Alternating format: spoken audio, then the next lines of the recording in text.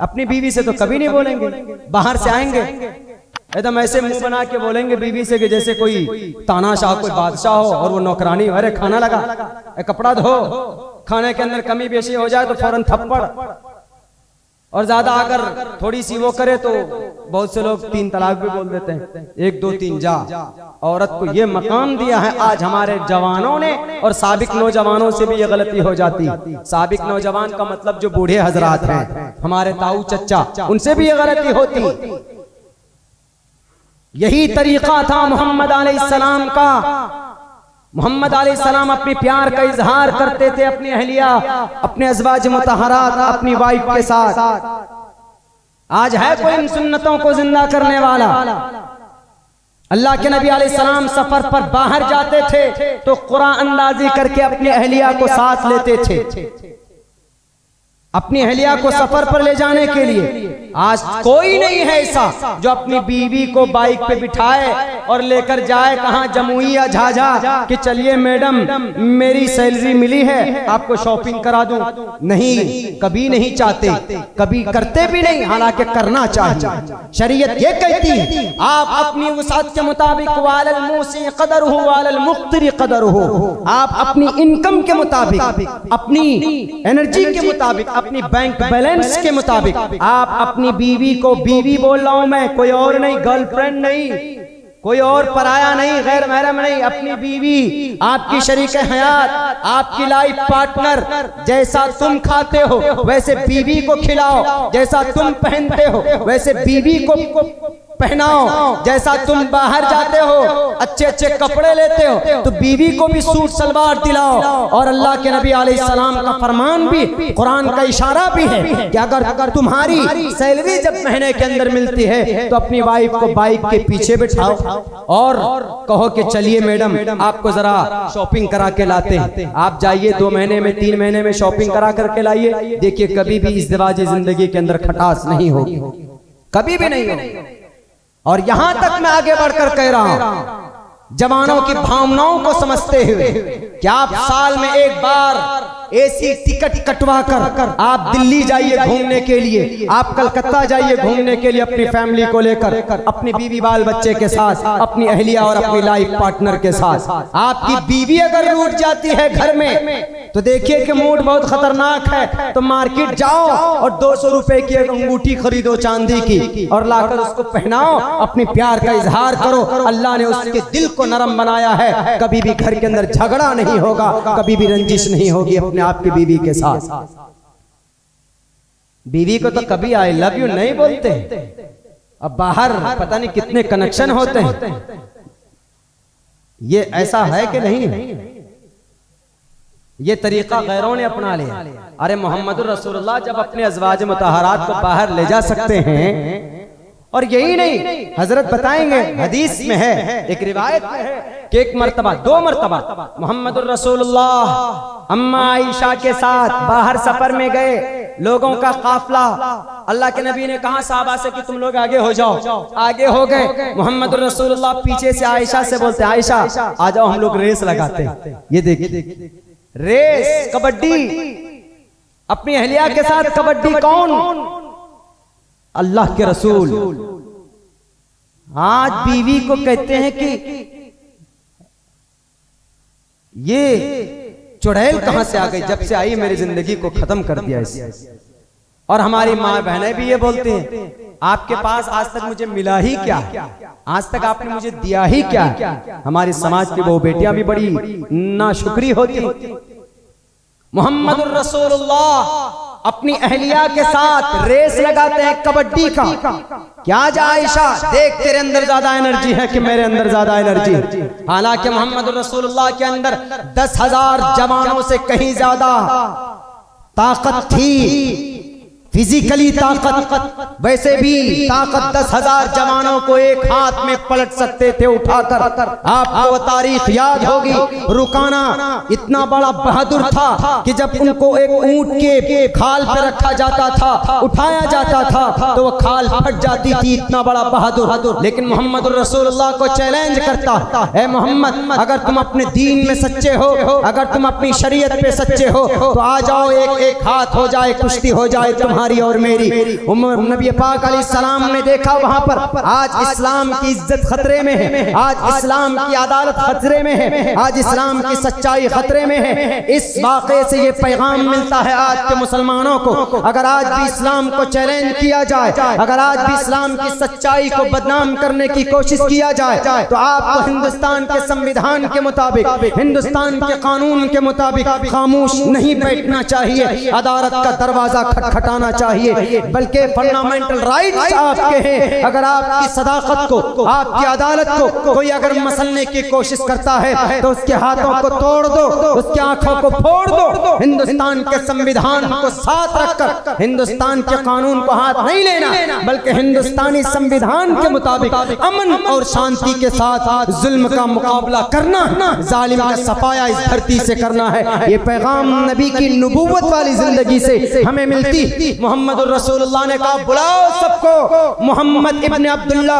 अनन नबी ला कज़िब अमना इब्न अब्दुल मुत्तलिब, मैं झूठा नहीं हूँ, मैं सच्चे दीन की तरफ, सच्चे दीन की प्रचार के लिए आया हूँ, अल्लाह तबारक व तआला की तरफ से मैं फरस्तादा हूँ। इन अत्तबिउ इल्ला मा युहा, अल्लाह तबारक व तआला के तरफ से जो वही की जाती है मैं वही तुम्हारे सामने रखता हूँ। मेरी कोई खुदगर्जी, ये मैं अपने मफाद की वजह से कोई मैसेज तुम तक नहीं पहुँचाता।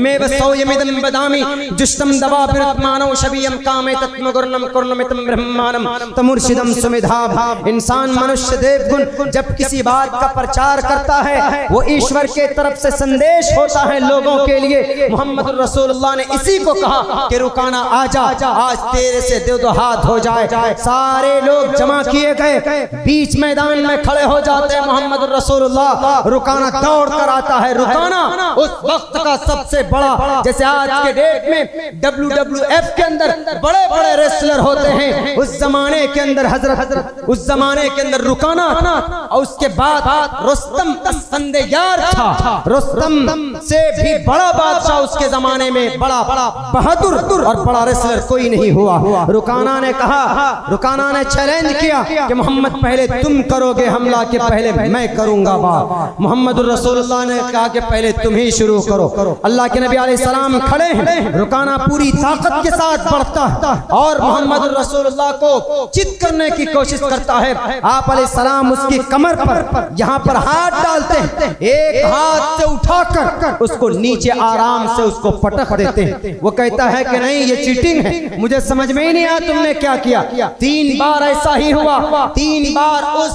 आदमी को जिसको 40 आदमी उठाते हो, मोहम्मद रसूलुल्लाह ने अपनी ताकत से उसको 3 बार चित किया। वो उसकी बदनसीबी थी कि उसने इल्जाम लगाया कि ये जादू करता है, इसके पास कोई एनर्जी है, ये सुपरमैन लगता है, ये झूठ बोल रहा है, ये सही में लड़ नहीं रहा है मुझसे। बहरकैफ नबी के पास इतनी ताकत थी, लेकिन फिर भी मोहम्मद रसूलुल्लाह अपनी बीवी को खुश करने के लिए, इस दिवाजी जिंदगी के अंदर डीप रिलेशन पैदा करने के लिए अम्मा आयशा से कहते हैं कि आयशा आओ मैदान में। ये मोहम्मद रसूलुल्लाह ने अपनी जरूरत के लिए नहीं की थी, 1450 साल बाद में आने वाले नौजवान खून आपके धड़कते दिलों के लिए थी कि बीवी के साथ तुम्हें कैसी जिंदगी गुजारनी, बीवी को नौकरानी मत मानना, बीवी को ज्यादा ज़दो मत करना, बीवी को गाली भी मत देना, बीवी की सर पर या बीवी की चेहरे पर मत मारना, बल्कि बहुत पोलाइटली प्यार से मोहब्बत से जिंदगी गुजारना, जिससे आपकी बीवी खुश हो।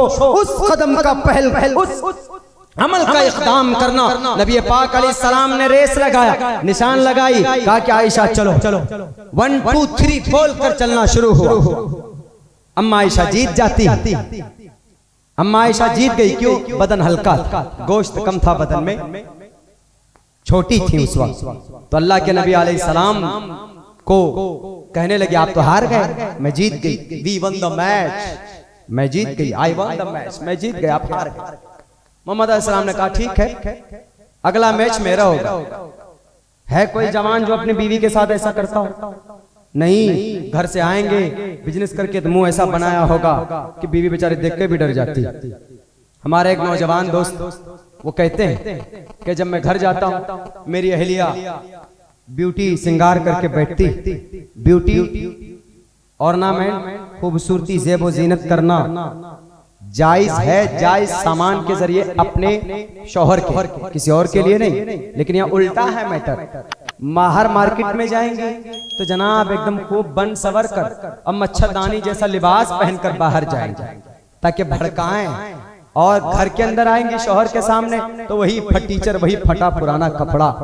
हालांकि अपने शौहर के सामने ज़ेब व ज़ीनत करना, अपने शौहर को खुश करने के लिए उनके पेशानी के अंदर मुस्कुराहट लाने के लिए बनाव सिंगार करना और उनको देखकर मुस्कुराना, ये नेकी है, ये सवाब का काम है। तो खैर दूसरी बार जब मैच हुई, फिक्स हुई, तो अल्लाह के नबी अलैहिस्सलाम जीत गए, अम्मा आयशा हार गई। आज है ऐसा कोई नौजवान जो हमारा ऐसा करता हो? कभी नहीं करेंगे।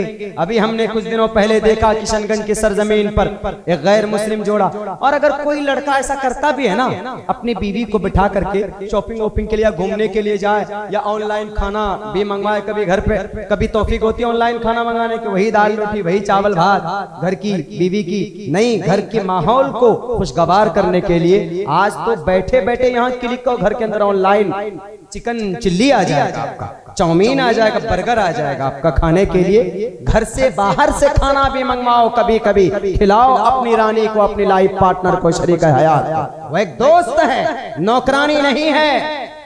किचन रूम में जाओ, उनके साथ खाना बनाओ, कभी कभी फुर्सत मिले तो, कपड़ा ज्यादा हो जाए तो धो बैठकर उनके साथ। लेकिन नहीं, हाँ अगर कोई करता भी है तो समाज की औरतें क्या कहती है, ये तो घर घुसना है, ये तो बीवी के पल्लू में चिपका हुआ रहता है, ये तो बस हो गया इसका काम तमाम, ये तो मर्द ही नहीं है।